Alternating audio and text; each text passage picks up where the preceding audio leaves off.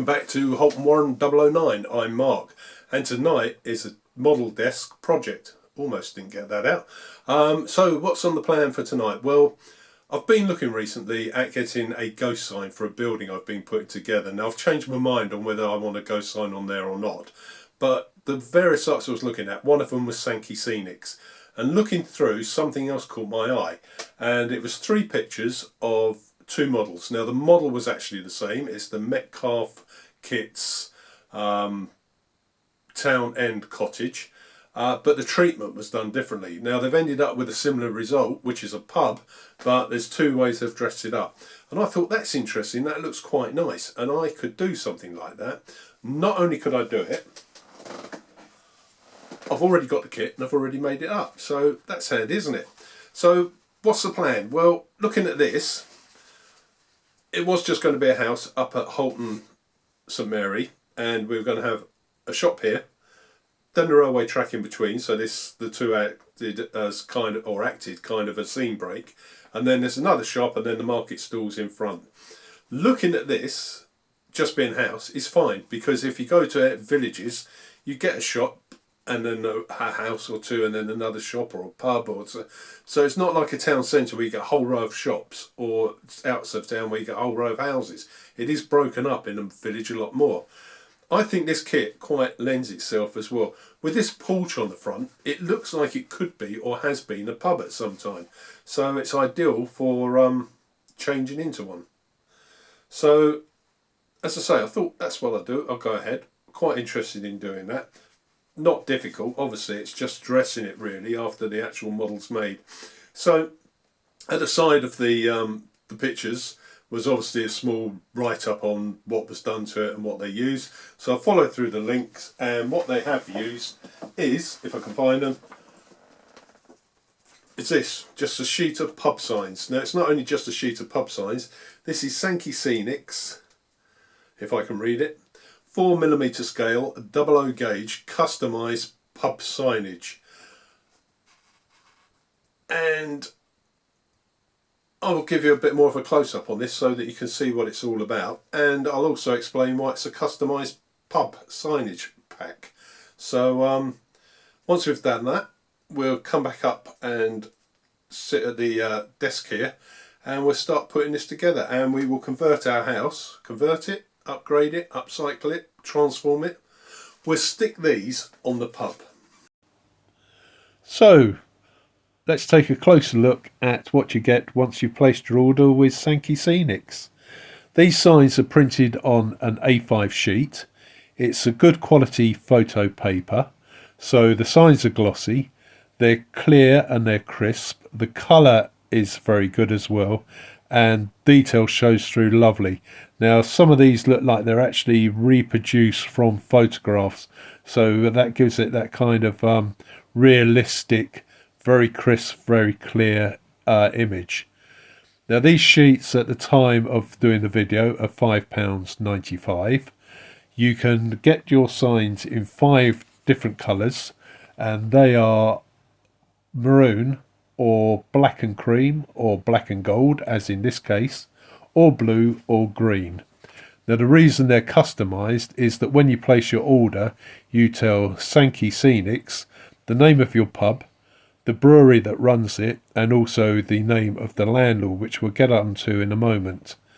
Now once you've given Sankey Scenics your pub name, what they produce, and hopefully you can see on here, there are 3 signs like the ones that you see hanging on the post outside the pubs, and Sankey Scenics have taken the pub name and put an appropriate picture on those signs, so that's a nice touch. You're not getting a generic sign for outside your pub. So we'll just take a look as well at the sign that has got the landlord's name on, because I think this is quite brilliant. When you walk into a normal pub, above the door there will normally be a wooden sign that's got white print on it that tells you the landlord's name or the licensee's name and what they're licensed to sell. Now those are fairly small anyway on a real pub, but when they're produced on here, I've just measured it, and they're 2mm high and 14mm long, yet the crispness and the detail on those, it might be hard to see with the human eye, but the detail's there. So I think that's really good. So the next thing to do is start to put these onto the model. Right, so a couple of things before we start. Got my scalpel, brand new blade as normal. Got my little ruler. Got my rocket car glue. And obviously when we cut these out, we're going to need to colour the edges. So I've got my Sharpie pen. A couple of other pointers is, I wanted a new cutting mat and I bought this black one because I like black. It's a nightmare. Today we're going to be working on bits that are black in colour and you just lose it. And my tools, a lot of them like these tweezers, have got black handles. You put them down and they disappear. So I'm going to go back to a green one. The other thing is, to make life easy, what I've done is I photocopied the sheet as well, and then I cut out the signs I wanted or thought I wanted to use. Now this helps because you can cut them out and then you can put them up against the model, see if they fit. You can move them around, see if they're in the right places and stuff. All the time, your horrible greasy oily fingers aren't touching the actual signs, because as I said, these are good quality photo paper. Last thing you want is sticky marks on there and well, sticky marks, sticky fingerprints. So that's what I've done. I've photocopied this, cut out the signs I want, make sure I know where I want them on the model and see if they fit as well. So that's all done. Now I'm actually using, I think it's 2, 4, 5, 6, 7, 8, about 10 signs here. So without further ado, I'm going to get onto it and let's see how it goes. The Grasshopper. Now there's a good name for a pub, a bit unusual as well. Why didn't I go for something more traditional like the Red Lion or the Bull or the Queen's Head? Well, I'm a great fan of a film called the Titfield Thunderbolt. Now this film was produced by Ealing Studios in London in 1952, actually released in 1953.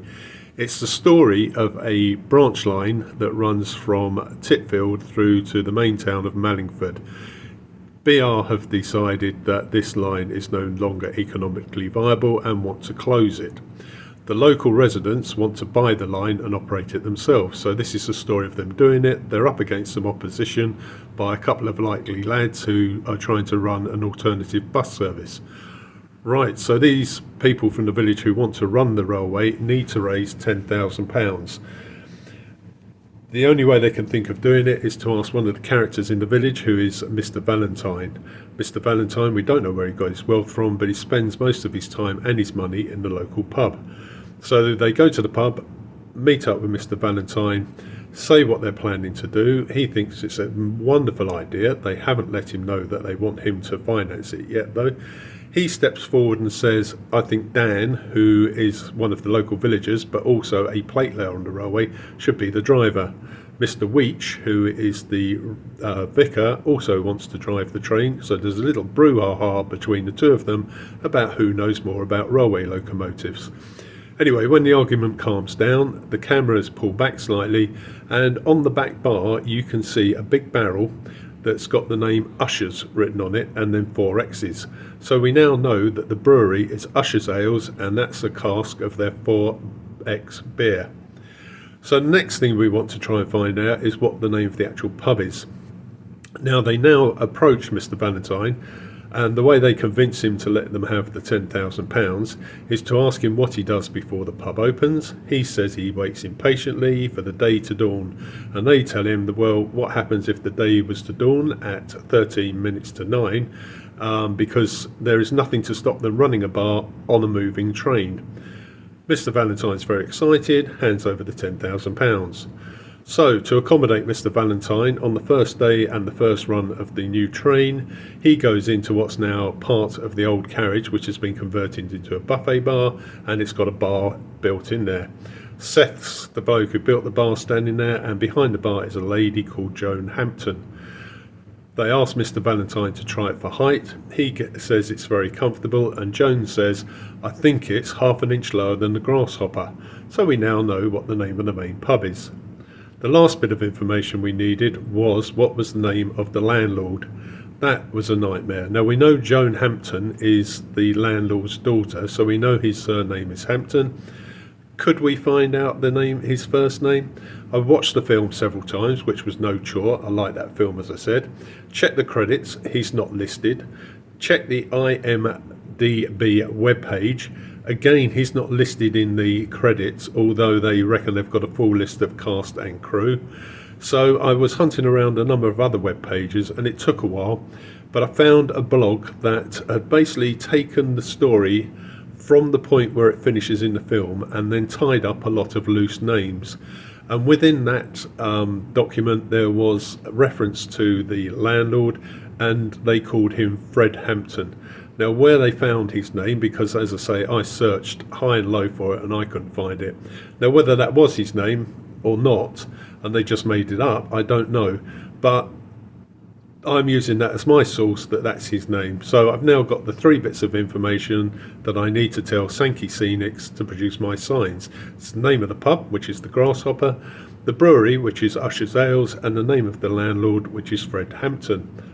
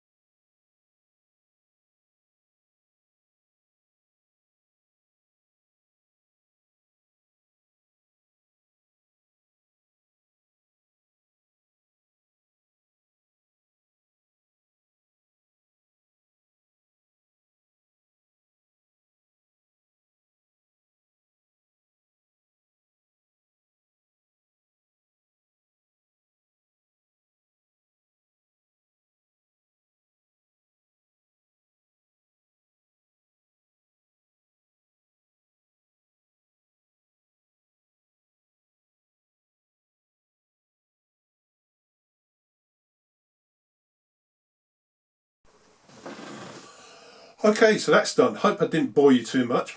I wouldn't have bored you. You would have switched off if you were bored. Anyway, it's finished. Well, it's not finished because I'm still thinking I might want... I've got there's signs left on here. Obviously, you're not going to use them all. Some of them aren't going to fit. The Usher's Ale ones, I've got another little ale house called the Bull, which was a scratch build I did quite a while ago. I might be doing a hotel, so the AA signs, RAC signs, the Usher's Ales signs can go on there. The interiors I might use for a hotel bar, don't know yet. Anyway, so how did this go? I was quite pleased. It's easy, isn't it? It's not rocket science, cutting out and sticking. Saying that, I forgot to put the black pen around the edges of some of the signs. If you're going to do that, not forget them. You won't forget them, not like me. But when you're putting the black line or colouring the edges, do it from the back. I was doing it from the front on a couple of them, and if I slipped with the pen, I could have marked across the front of the sign. So if you do it from the back and you slip, you're going to mark the back of the sign, not the front. They cut out nicely. The tip I would do on cutting out is make sure your rule is on the sign, so that when you cut the edge, what I found was when I was cutting through the paper, it was curling. So if you've got your steel rule on top of the sign and pushing down slightly, the paper that's pushed out the way or cut out the way, when it curls away from the sign. Otherwise, 1 or 2 of these have got a little edge on. That's that. Wasn't too careful with the glue on this one, so I've got a bit of glue on there I've got to tidy up. Had a bit of an accident, I've knocked a chimney off, so I'm going to have to put that on there. I could put a lot more signs on here, but I think less is more, as they say, isn't it? It's dressed it up, it looks like a pub. There are 1 or 2 more, I'm just looking on here where spaces I could just put a small sign, nothing too much, I don't want to overpower it. I also want to do a pole with the sign on out the front. I'm having some thinks about that. You can buy them, but I want to try and scratch build them. So, is there any more on that I found when I was doing it? No, I think it was pretty straightforward. Just cutting away the edges so that it doesn't curl in on itself. Not overdo the glue, because if it sticks to this photo face, I think it's going to ruin it. That one there, as I say, is going to be on the track side, so it's not going to notice too much. And colour the edges from the back. I'm going to leave you with a few shots of these, before and after shots, to see to let you see what the difference is. Next time, the next project is, when I was doing the market stalls and ordered the ones from Ann Corton, I also saw that they did a little butty shack. So I bought one and put it together. It was very basic. It's only 4 walls and a roof and a little flap on the front. Now, I've been watching some bloke from Canada. Sorry, it's from Canada, not America. That is Boomer Dioramas. Now, if you haven't come across this bloke, he's well worth a look. He is a professional modeller.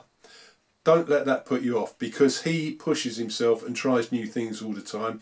He shows you what he's done. He also shows you what also shows you what's gone wrong. One of the things he did, he made 8 of them at the same time. So he knew the first one wasn't going to be good. By the time he'd done the 8th one, it was up to a standard he liked. He's quite critical of his own work. He points out the faults of it and the problems he has.